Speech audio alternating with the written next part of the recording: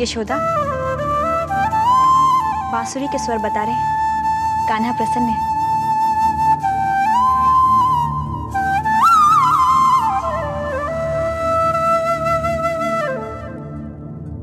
पता नहीं कन्हैया कल क्यों उदास था।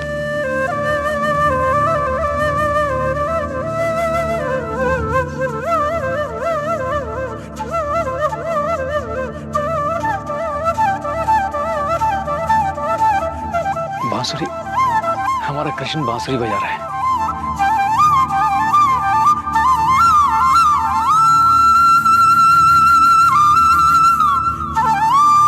यशोदा,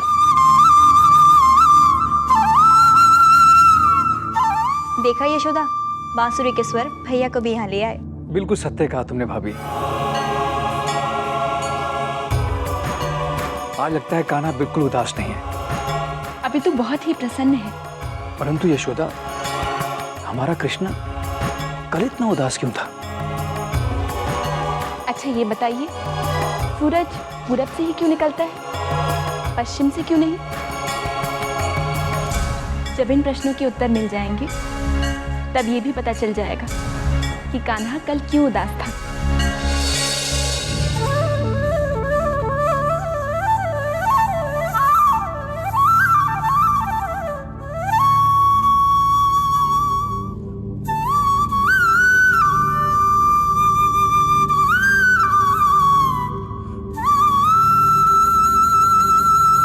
राधे, बड़ी प्रसन्न दिखाई दे रही हो। प्रभु, आप और मैं अलग थोड़े ही हैं। आप प्रसन्न हैं तो मैं भी प्रसन्न हूँ। परंतु आप इतने प्रसन्न क्यों प्रभु? राधे, मेरी प्रसन्नता मेरे भक्तों की प्रसन्नता पर निर्भर होती है। अब तो आपको अपने भक्त की चिंता करने की कोई आवश्यकता नहीं है प्रभु। आप ही की प्रेरणा से श्रृंगी ऋषि आपके भक्त को अपने आश्रम में ले गए हैं।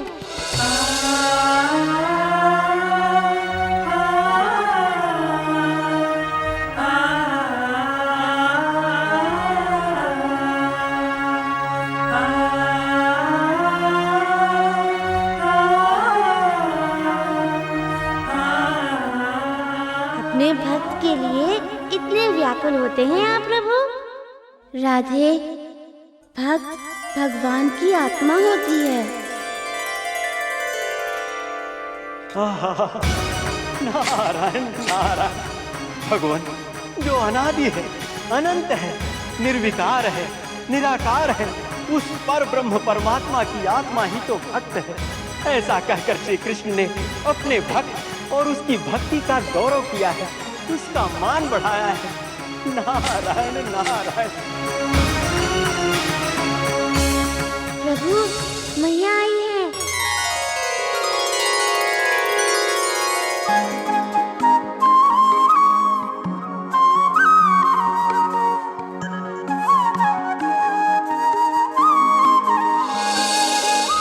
आप सब जानते हैं महाराज, किंतु आजकल आप हर बात मुझसे छिपाने लगे। इससे पहले भी आपने नंदराय जी के विषय में मुझसे सत्य नहीं बताया, और अब आप नंदराय जी को मथुरा बुलाना चाहते हैं ताकि आप चाणूर को वहां भेजकर रोहिणी की हत्या कर सकें।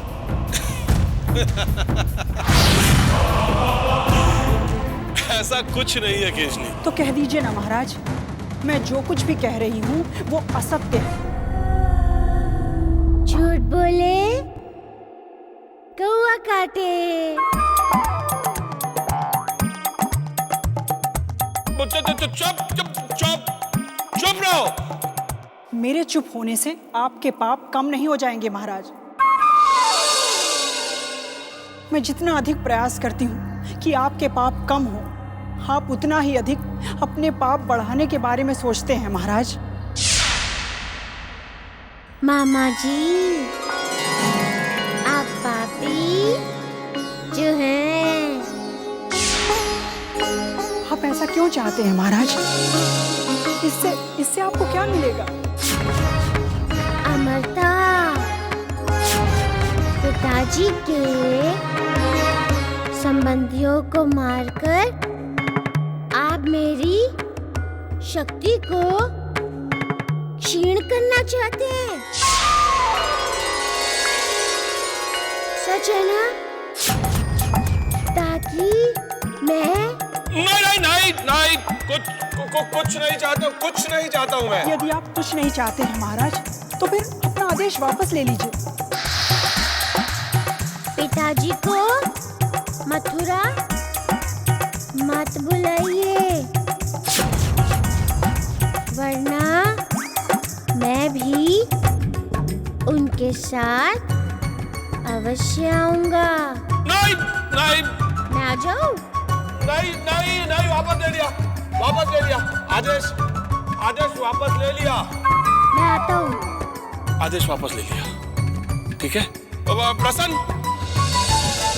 आदेश वापस ले लिया। कोई मथुरा नहीं आएगा, जो जहां है वही रहेगा। नंद गोकुल में और हम मथुरा में, ठीक है? प्रसन्न? मैं भी प्रसन्न हूँ।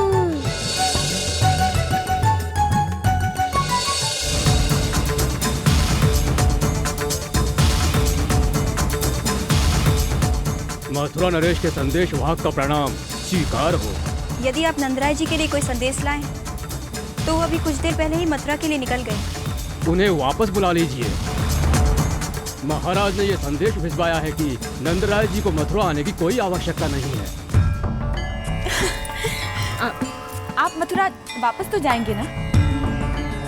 मैं यहाँ से किसी को भेज देती हूँ, परंतु यदि वो आपको मार्ग में मिल जाए, तो उन्हें मथुरा नरेश का संदेश देकर घर वापस आने के लिए कह दीजिएगा। जी अवश्य।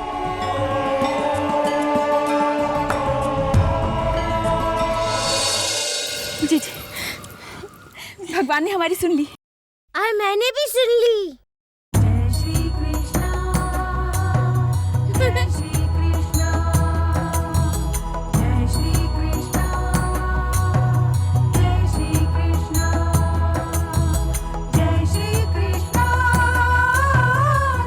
मैया, आप ऐसे ही डर जाती हो। मैंने कहा था ना, डरो मत, मैं हूँ ना।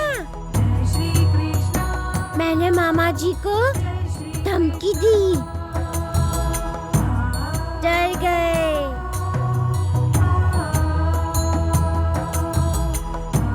और अपना आदेश वापस ले लिया।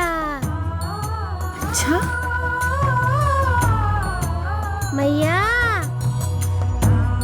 इसीलिए कहता हूँ, मैं हूँ ना।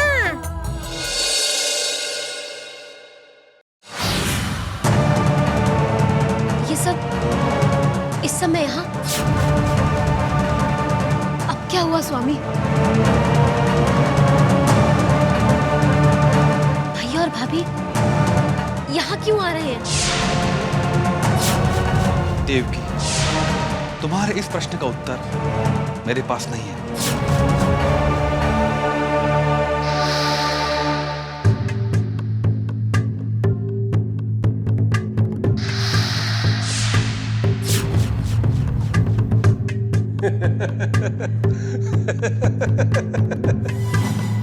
देखा ना आपने महाराज, आप जैसा समझते हैं वैसा कुछ भी नहीं है। देवकी और वसुदेव आज भी आपके कारागार में आपके ही बंदी हैं।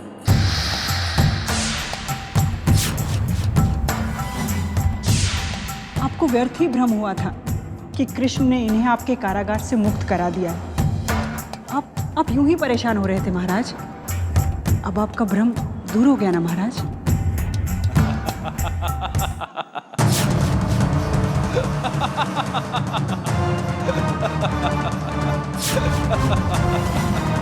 वसुदेव, तुम हंस क्यों रहे हो? कंस, तुमने हमसे हमारी 8 संतानें छीन ली, किंतु मेरी अस्थि छीनना तुम्हारे बस में नहीं है।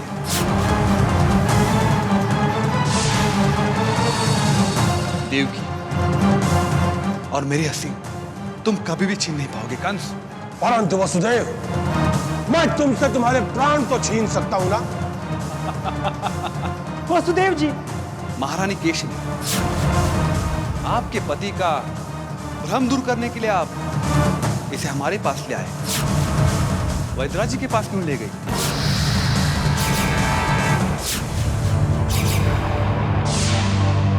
आपका पति महापराक्रमी ना, त्रिलोकी विजेता है ना आपका पति, महाबली है ना, महाबली।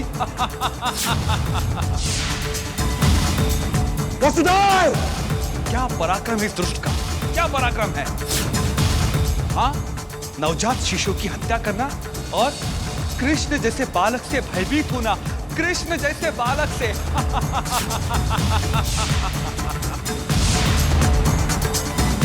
यही पराक्रम है ना महाराज कंस आपका। बस कीजिए वसुदेव जी, बस कीजिए।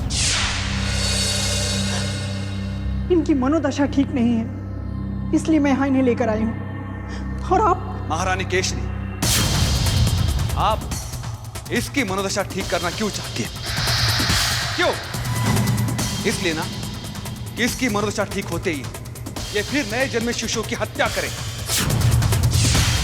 ऋषि मुनियों पर अत्याचार करे और परमेश्वर परमात्मा को चुनौती दे।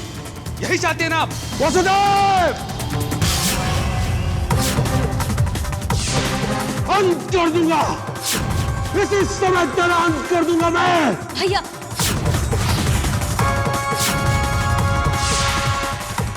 भैया छोड़ दीजिए इन्हें, छोड़ दीजिए भैया। क्या कर रहे हैं आप? इस दुराचारी वसुदेव का अंत कर रहा हूं मैं आज।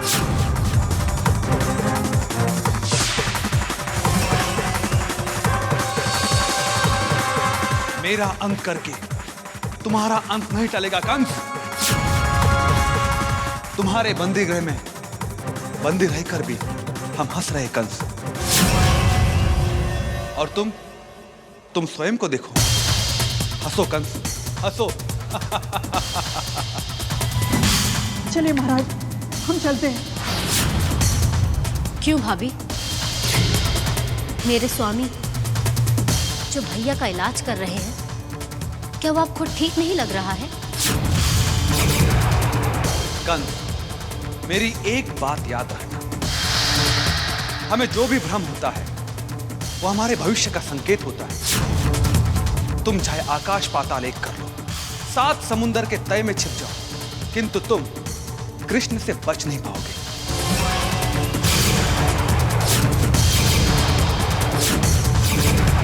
यदि कृष्ण तुम्हारी मृत्यु है तो कृष्ण ही तुम्हारी मृत्यु बनकर आएगा कंस। बस कीजिए वसुदेव जी, बस कीजिए। अमात्य चाणूर, आज्ञा महारानी।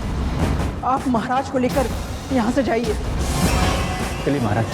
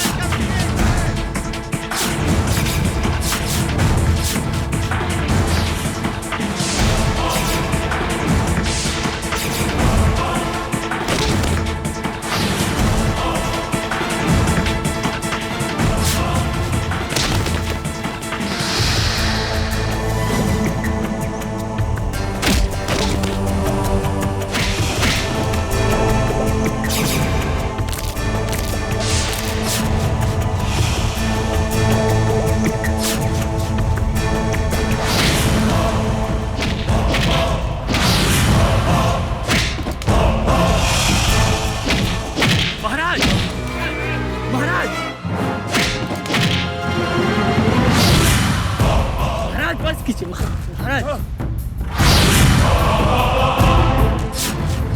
महाराज, ये आपने क्या कर दिया महाराज? ये आपका शत्रु नहीं था, आपका साथी था। आपने अपने साथी को मार दिया। क्या कहा था? क्या कहा था उस वसुदेव ने? मेरी एक बात याद है, हमें जो भी भ्रम होता है वो हमारे भविष्य का संकेत होता है। तुम चाहे आकाश पाताल एक कर लो, 7 समुंदर के तय में छिप जाओ, किंतु तुम कृष्ण से बच नहीं पाओगे। यदि कृष्ण तुम्हारी मृत्यु है तो कृष्ण ही तुम्हारी मृत्यु बनकर आएगा कंस। मुझे अपना अंत टालना है चाणूर, मुझे अपना अंत टालना है, मुझे मरना नहीं। कृष्ण हमारी मृत्यु नहीं बनेगा चाणूर, मैं कृष्ण की मृत्यु बनूंगा। चाणूर, यदि पूतना, कागासुर, वत्सासुर, बकासुर, धेनुकासुर कृष्ण की मृत्यु नहीं बन पाए तो क्या हुआ? हमारा मित्र अगासुर कृष्ण की मृत्यु अवश्य बनेगा। संपूर्ण ब्रह्मांड को निगलने की क्षमता रखने वाला हमारा परम मित्र अगासुर। हम अगासुर को मिलने जाएंगे, परंतु क्या महाराज? परंतु अगासुर से मिलने हम खाली हाथ तो नहीं जा सकते। उसके लिए कोई ना कोई भेंट लेकर अवश्य जाना होगा। महाराज, ऋषि मुनियों की भेंट अगासुर के लिए कैसी रहेगी? ऋषि मुनियों की पवित्र भेंट पाकर अगासुर भी पवित्र हो जाएगा। जाओ, सारे ऋषि मुनियों को बंदी बना लो, एक भी बचकर भागना न चाहे। जाओ।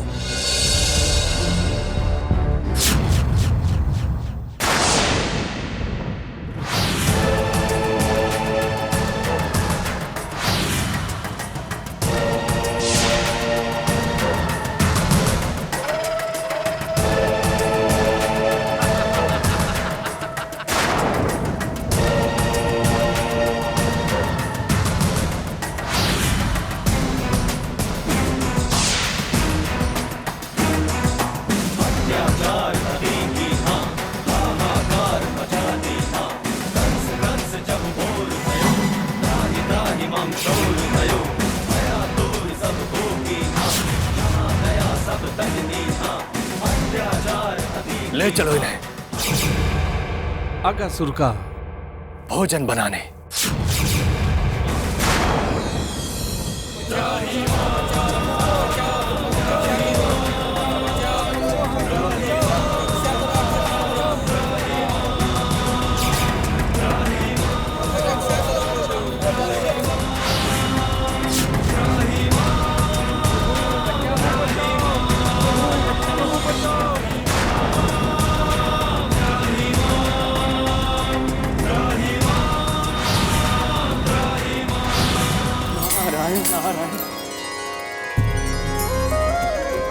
प्रणाम प्रभु। प्रभु, कंस तो अत्याचार की हर सीमा का उल्लंघन कर रहा है।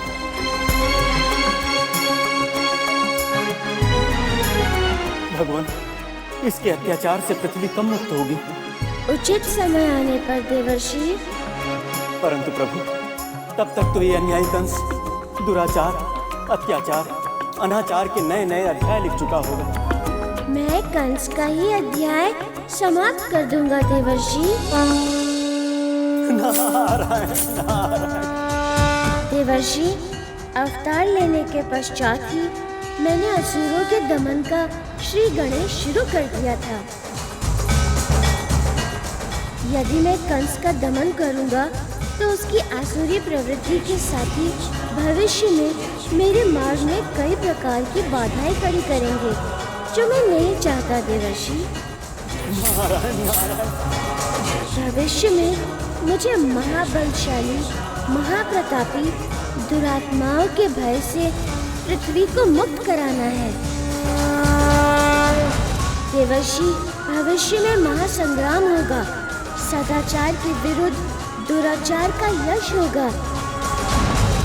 नीति के विरुद्ध अनीति और धर्म के विरुद्ध अधर्म होगा।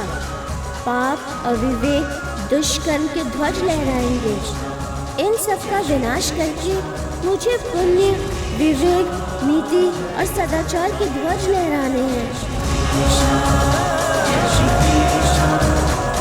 देवर्षि, मानव शरीर की भी एक मर्यादा है। उसी मर्यादा में रहकर मुझे अमर्यादित कार्य करने हैं। इसलिए बचपन में ही मैं कंस के अधर्मी साथियों का नाश करने के बाद कंस का वध करना चाहता हूँ। जब मैं युवावस्था में प्रवेश करूँगा तब तक मैंने पृथ्वी का बोझ भारी मात्रा में कम कर दिया होगा। वाह प्रभु वाह, नारायण नारायण।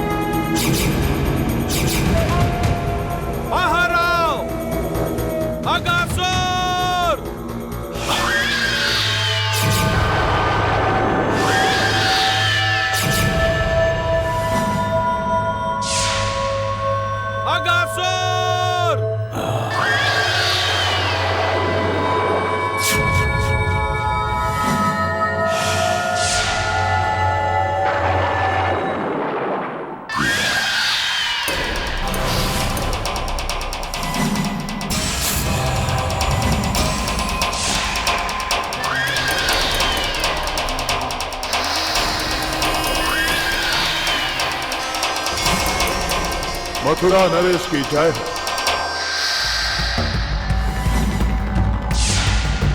प्रणाम मथुरा नरेश। नारायण नारायण। अब तो इन अधर्मियों का विनाश करने के लिए मुझे इनके पीछे जाने की आवश्यकता ही नहीं, क्योंकि कंस मामा जी स्वयं ही अपने असुर साथी और मित्र मेरे पास भेज रहे हैं। सत्य है प्रभु, इसीलिए तो कंस राधासुर से मिलने। मुझे कुछ मत बताइए देवर्षि, मुझे सब ज्ञात है। नारायण नारायण, धन्य है प्रभु। जय श्री कृष्ण, जय श्री कृष्ण, जय श्री कृष्ण।